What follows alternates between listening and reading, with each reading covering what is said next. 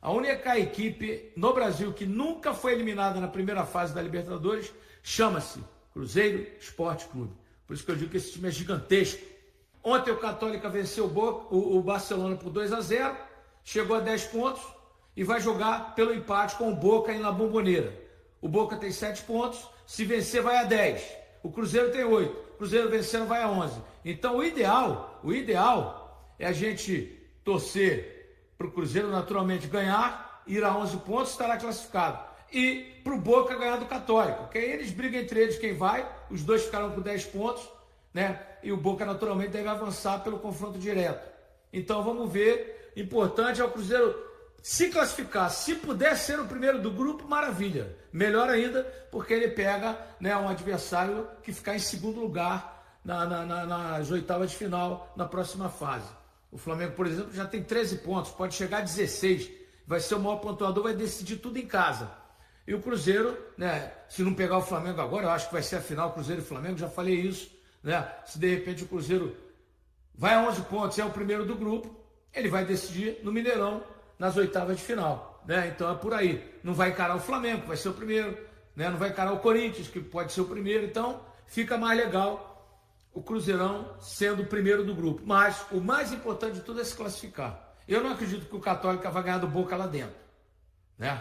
Agora, se ele empatar, ele vai a 11 pontos, o Cruzeiro só pode chegar a 11, o Boca está eliminado e o Católica será o primeiro do grupo. No confronto direto com o Cruzeiro, ele venceu um jogo e empatou o outro.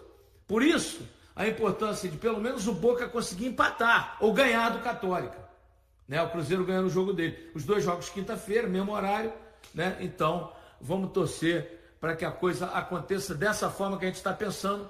Cruzeirão fazendo 11 pontos, o Boca ganhando do Católica, chegando aos mesmos 10 pontos do Católica, e o Cruzeiro chegando a 11 pontos, Boca e Católica que se virem para lá. Isso não é problema do Cruzeiro. Agora, ganhar do Barcelona será fundamental. O Barcelona está eliminado com apenas 3 pontos, né? Não acredito que vai fazer um jogo da vida, um time que está eliminado na Libertadores, que fez uma péssima campanha, né? Então eu acho que o Cruzeiro tem a faca, o queijo e a goiabada na mão para chegar às oitavas de final. Rodrigão, o Cruzeiro tem a faca, o queijo e a goiabada na mão para derrotar a Chapecoense jogando bem. E o Arthur Jorge já disse que não tem negócio com ele de poupar jogador, ele está muito certo, né? E semana que vem, contra o Barcelona, basta ganhar para se classificar. E torcer, né, para o Boca vencer o Católica, para o Cruzeiro ser o primeiro do grupo. É isso aí, gente. Eu acho que o Cruzeiro tem que focar nele. Pensa no que ele tem que fazer. E capacidade para isso a gente sabe que ele tem de sobra, né, gente? Então, assim, ganhou, irmão, tá encaminhado. Faz a festa e vai comemorar a classificação, porque é isso que a China Azul sabe fazer e vai fazer aí no Mineirão lotado, com certeza. Então, assim, e eu acredito, assim, com toda sinceridade, que o Cruzeiro vai encarar um adversário aí que realmente, como você falou, não tem muita coisa a perder. E o jogo lá na Bombonera, a gente sabe que é sempre complicado, né? Então, o Católica não vai ter vida fácil. Eu acho que os dois se pegam lá e o Cruzeiro avança com tranquilidade. Eu acho até como líder do grupo, tá? A possibilidade aí de avançar como cabeça de chave, líder do grupo, é a vantagem, né, que a gente tem nos próximos confrontos, mas tem que ver a questão da pontuação também. O Flamengo está aí como um candidato a ser um dos líderes, tem outros times também que estão bem encaminhados, o próprio Rivadavia aí, que é a surpresa da competição, um time muito melhor, inclusive, que o do Boca Juniors, tá? O resultado ontem do Católica, o Católica foi a 10 pontos, o Boca tem 7, o Cruzeiro tem 8. O Cruzeiro vencendo está classificado, vai a 11. Mas, se o Boca vencer o Católica, é melhor porque o Cruzeiro será o primeiro do grupo, o Boca seria o segundo porque ele vai ganhar do Católica no confronto direto e o Boca vai fazer tudo para ganhar, senão está eliminado, né? Um empate elimina o Boca, mas o Católica será o primeiro por causa do confronto direto com o Cruzeiro em que ele venceu. Olha, não é o cenário ideal. O cenário ideal seria já chegar na sexta rodada já classificado. Mas a gente sabe da dificuldade que esse grupo. Esse grupo, a gente tem 3 times brigando pela colocação.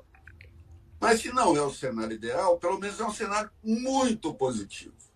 Vai pegar a baba do grupo, o bêbado do grupo, entendeu? Dentro do Mineirão, que com certeza vai estar lotadaço. Lá, hoje, a gente já tinha previsão de 35 mil pessoas. Previsão não, já 35 mil ingressos contra o Chapecoense. Então, contra o Barcelona de Guayaquil, vai ser um Mineirão lotadaço. E o time, aquele empate de terça-feira, foi muito importante, porque aquele foi um jogo assim, com a cara de Libertadores. Com a cara de Libertadores. O time soube segurar a pressão, soube segurar a pressão da torcida, soube superar um jogador a menos. Certo? E aqui entre nós, né, deu um pouquinho de sorte, porque o juiz teve que ser muito macho para anular um gol, mesmo que tenha sido ilegítimo, do Boca Juniors, dentro da La Bombonera, aos 46 minutos do segundo tempo. Então, é um time que na última terça-feira deu uma esperança muito grande de, no próximo domingo, sair aí, distanciar um pouco dessa zona de rebaixamento e na quarta-feira ratificar a vaga para a final. Quinta-feira, Regis, dia 28, vai ser quinta, 28. Agora, Regis, ser primeiro do grupo é importante porque você decide em casa, né? O Cruzeiro fez 2 grandes partidas na Libertadores, na minha visão. A primeira, na estreia contra o Barcelona, na casa dele, onde ganhou de 1-0, poderia ter medido 3-4. E a outra foi esse jogo com o Boca Juniors, não digo nem o do Mineirão, digo mais esse em Buenos Aires pela dificuldade que o Cruzeiro teve, com um jogador a menos, queriam anular o gol, né, do Fagner, quer dizer, uma série de ingredientes que complicaram ainda mais. Mas o Cruzeiro, eu concordo com o Arthur Jorge, o Regis, não deve poupar jogador. Porque poupa contra a Chapecoense para ficar inteirinho contra o Barcelona, não. Porra, de domingo até quinta-feira são 4 dias, tem tempo de recuperação. E o Cruzeiro vem no embalo bacana, né? Ganhar da Chapecoense, ganhar bem, o Cruzeiro vai subir ali para perto do G4. Porque a distância, tanto para a zona da confusão quanto para o G4, é de 3, 4 pontos. Então é importante mais manter o time titular, dar mais ritmo de jogo. Se ele quiser poupar um ou outro jogador, ok. Mas no mais é com todo mundo para cima, golear a Chapecoense, que é o que eu espero, e entrar com maior força contra o Barcelona, Regis. Eu tenho uma sugestão para Arthur Jorge. Poupa no segundo tempo. Entra com o time titular no primeiro. Faz nada. Certo? Que dê uma certa folga. Chapecoense é o lanterna do campeonato. É o time mais fraco do campeonato. É um time que a gente chama de goleável. Goleável. O campeonato brasileiro ele é muito sorrateiro, traiçoeiro. O campeonato brasileiro, eu costumo dizer que o nível de competitividade dele, a gente nunca dá para cravar 3 pontos, correto? Mas a gente vê um time do Cruzeiro evoluindo no embalo aí de Libertadores, evoluindo no próprio campeonato brasileiro, e a Chapecoense já fadada ao rebaixamento no próximo ano. Certo? Então, poupa no segundo tempo. Chega no primeiro, faz 2, 3, aí chega no segundo tempo, vai lá e poupa os caras, certo? Matheus Pereira, vem cá, o Caio Jorge, vem cá, o Lucas Romero, vem cá, né? Porque o Lucas teve uma atuação muito boa na última terça-feira. Então, poupa no segundo tempo, é a lógica que é essa.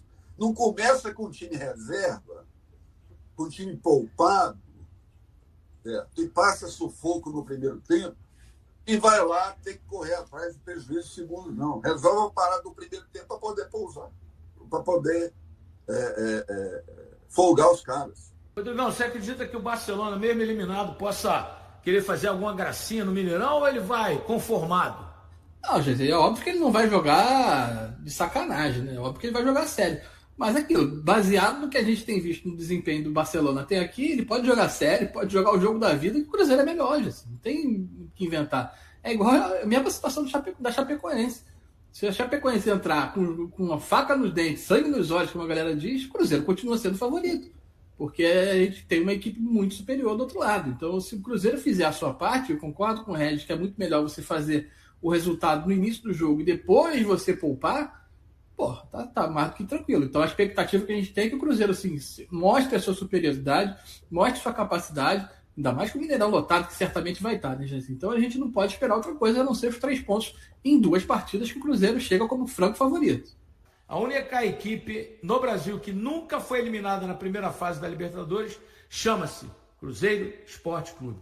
Por isso que eu digo que esse time é gigantesco. É o gigante das Minas Gerais, bicampeão da Libertadores, ex-campeão da Copa do Brasil, né? E títulos mais do que importantes, Supercopa, né? 3 brasileiros, porque eu não considero 71 para trás ninguém, né? O Palmeiras só tem 8 títulos, não tem 12, né? O Atlético Mineiro reivindicou o torneio da Marinha em 37 como campeonato brasileiro. Então, embora a Taça Brasil tenha sido um torneio gigantesco, o Cruzeiro meteu 6-2 no Santos do Pelé e 3-2, mas não era campeonato brasileiro, era Taça Brasil.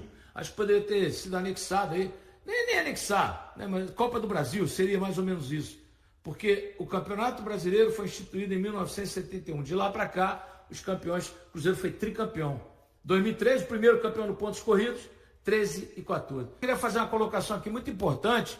Enquanto o Ancelotti convoca ex-jogadores como o Danilo, que é reserva no Flamengo, o Fabinho, ex-jogador em atividade na Arábia Saudita, Alexandro, ex-jogador em atividade, os 3 goleiros, só o Everton está bem, o Ederson e o Alisson muito mal e o Alisson machucado. Enquanto isso, o Thomas Tuchel, técnico da Inglaterra, deixou de fora o Cole Palmer, que é o craque do Chelsea, deixou de fora o Trent, né, que joga no Real Madrid, e deixou de fora o Phil Foden, artilheiro também do Manchester City. Então, ele deixou os 3 de fora, por quê? Porque eles no momento não estão jogando absolutamente nada e não merecem ir para a Copa do Mundo. Ao contrário do Ancelotti, que nós tínhamos uma expectativa muito grande de acabar com a panela, mas que está levando 19 jogadores que o Tite convocou em 2022. Eu quero a opinião de vocês. Eu lamento. Lamentável mesmo, gente. A gente tem que lamentar e muito, porque a gente não vê uma renovação que a gente não esperava, que a gente queria, que a gente pedia. Mas é aquilo que eu te falei, né, Jesse? Eu não vejo, eu não estou surpreso, porque o critério que o Ancelotti adotou desde o início que ele assumiu o cargo de técnico da seleção é de que quem joga na Europa tem prioridade, quem tem experiência na seleção tem prioridade. Então, poxa, que renovação é essa que a gente vai ter? Tá? Então, a gente tem que levar jogador em péssima fase, a gente tem que se sujeitar a aturar Danilo, tem que se sujeitar a aturar Paquetá, que tem lá o crivo do Ancelotti. Então, assim, eu estou muito preocupado, nem um pouco entusiasmado com essa seleção.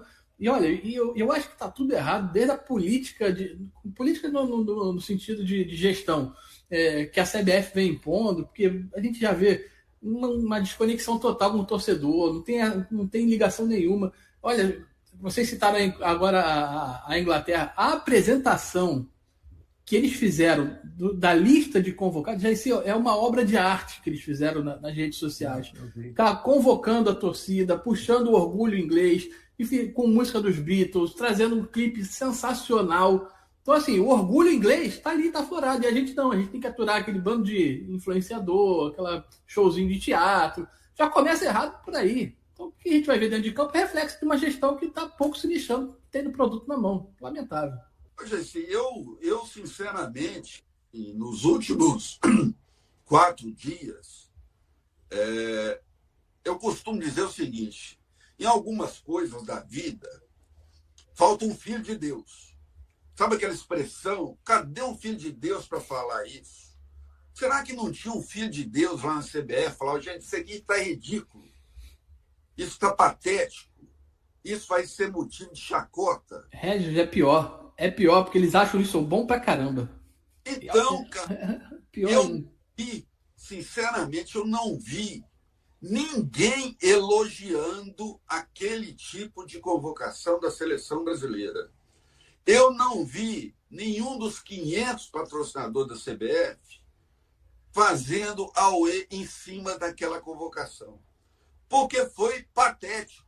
Depois de viver uma excelente temporada em 2025, Fabrício Bruno segue em alta com a camisa do Cruzeiro em 2026. Após oscilar no começo do ano, o zagueiro recuperou bom nível de atuação e voltou a ser um dos principais nomes do sistema defensivo da Raposa. Os números do defensor reforçam a grande fase atravessada pelo jogador. Segundo dados da plataforma SofaScore, especializada em estatísticas esportivas, Fabrício é o atleta do Cruzeiro com mais cortes na temporada 2026. Em 30 partidas disputadas, o camisa celeste acumula 146 cortes, alcançando média próxima de 5 intervenções por jogo. Nos confrontos individuais, o defensor também tem mostrado grande eficiência. Fabrício Bruno venceu 72% dos duelos disputados ao longo da temporada. Pelo alto, o desempenho é ainda superior, com aproveitamento de 76% nas disputas aéreas. Outra estatística que chama atenção é a dificuldade dos adversários em superá-lo no mano a mano. Em toda a temporada, o zagueiro foi driblado apenas 5 vezes. Ao todo, ele soma 201 ações defensivas certas em 2026. O rendimento de destaque também coloca Fabrício entre os principais defensores da Libertadores de 2026. Ainda de acordo com o SofaScore, o jogador do Cruzeiro lidera o torneio em número de cortes, com 42 intervenções realizadas na competição continental. Além da segurança defensiva, Fabrício Bruno contribui na saída de bola da equipe, apresentando 90% de precisão nos passes. Revelado pelo Cruzeiro em 2016, o zagueiro teve passagens por Chapecoense, Red Bull Bragantino e Flamengo antes de retornar ao Clube Mineiro em 2025. E aí, galera, o que acharam? Deixem suas opiniões nos comentários. Não se esqueçam de deixar o like, se inscrever no canal e ativar o sininho para receber as notificações. Até mais, Nação Celeste! Vamos pra frente!